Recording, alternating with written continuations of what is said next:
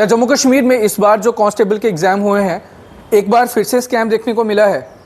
ये जो आंकड़े हमने अपने पास रखे हैं ये आपको भी हैरान कर देंगे। कई जो एस्पिरेंट्स थे वो कुछ दिनों से हमें कॉल कर रहे थे, वो बता रहे थे कि हमारे साथ इनजस्टिस हुआ है। हालांकि इस पर 2 दिन पहले इल्तिजा मुफ्ती ने भी ट्वीट किया था। उसके बाद हमने भी उनके आंकड़ों को वेरीफाई करने की कोशिश की और वो जो आंकड़े सामने थे वो सच में हैरान कर देने वाले थे कि ऐसा कैसे पॉसिबल है कि एक व्यक्ति सेम सिलेबस में एक एग्ज़ाम में टॉप करता है और जो उसका दूसरा एग्ज़ाम है यानी कि टेलीकम्युनिकेशन में जो व्यक्ति 91.25 मार्क्स ले रहा है वो आर्म्ड में इतना नालायक कैसे हो गया कि उसके 17 मार्क्स आए। एक व्यक्ति जो 91.25 ले रहा है उसके आर्म्ड वाले में 5 मार्क्स कैसे आ गए। एक व्यक्ति जो 73.75 मार्क्स ले रहा है वो दूसरे एग्ज़ाम में 0 में कैसे आ गया। सिलेबस सेम था और जो एग्ज़ाम हुए उनमें भी ज़्यादा दिनों का फ़र्क नहीं था, लगभग एक हफ्ते का गैप था। उसके बाद भी इतना बड़ा स्कैम ये कैसे हो सकता है। जितने भी एस्पिरेंट्स थे जिन्होंने एग्ज़ाम दिया था वही समय पैनिक कंडीशन में है। उन्होंने बताया कि इस वक्त जो जम्मू कश्मीर की सरकार ने दावा किया था कि पारदर्शिता देखने को मिलेगी, नो स्कैम नथिंग, और ये जो आंकड़े सामने आए हैं ये क्या है।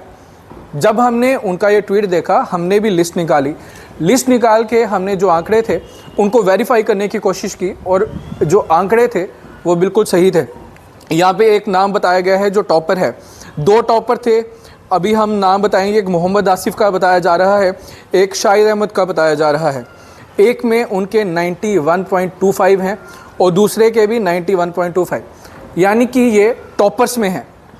लेकिन जो दूसरा आर्म्ड वाला एग्ज़ाम है उसमें मोहम्मद आसिफ के 17.50 हैं और शाहिद अहमद के 5 मार्क्स हैं। ये कैसे पॉसिबल है। दूसरी बात करेंगे, एक अमीर मिर्ज़ा हैं, इनके जो टेलीकम्युनिकेशन का एग्ज़ाम हुआ है इसमें 88.75 मार्क्स हैं। लेकिन दूसरी तरफ अगर नज़र मारेंगे हम आर्म्ड तो इसमें 36.25, इतना बड़ा गैप कैसे। और इससे भी बड़ा हैरान कर देने वाला आंकड़ा जो सामने आया है उसमें है अमित सैनी, इनके टेलीकम्युनिकेशन में 73.75 मार्क्स आते हैं, लेकिन जो आर्म्ड वाला था उसमें इनके 0 मार्क्स हैं। अभी ऐसा क्यों है इसका जवाब तो सरकार को देना पड़ेगा।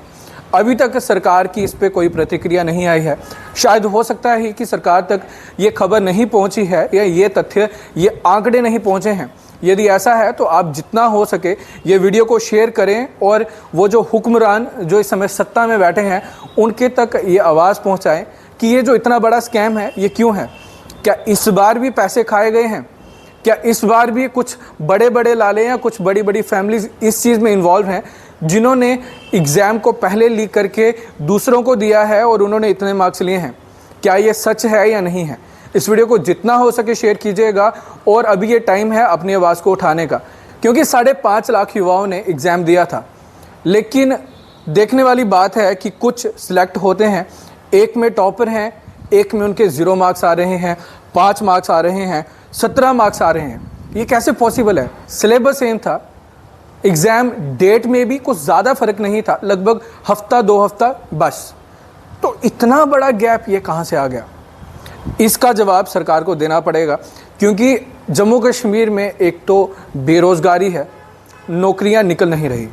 यदि नौकरियां निकलती हैं तो उसमें भी अगर स्कैम हो जाता है तो एक आम शहरी, एक आम युवा वो कहाँ जाएगा।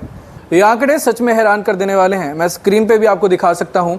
यहाँ आप देख सकते हैं कि एक जिसके 91.25 हैं और दूसरी तरफ वो 17 ले रहा है, वो 5 ले रहा है, और दूसरी ओर जिसके 73.75 हैं वो दूसरे एग्ज़ाम में 0 ले रहा है। ये पॉसिबल कैसे है। अभी बात करूँगा सरकार तक, ये खबर को सरकार तक इस वीडियो को पहुँचाएँ और हो सके तो हमारे सीएम साहब हैं उनको वीडियो में टैग ज़रूर कर दें ताकि उनके तक आवाज़ पहुँचे और कम से कम ये इस पे संज्ञान ले कि अगर ऐसा है तो क्यों है। इस पे एक टीम का गठन होना चाहिए, वेरिफिकेशन होनी चाहिए। यदि सच में स्कैम है तो स्कैम करने वालों को इस वक्त दबोचा जाए।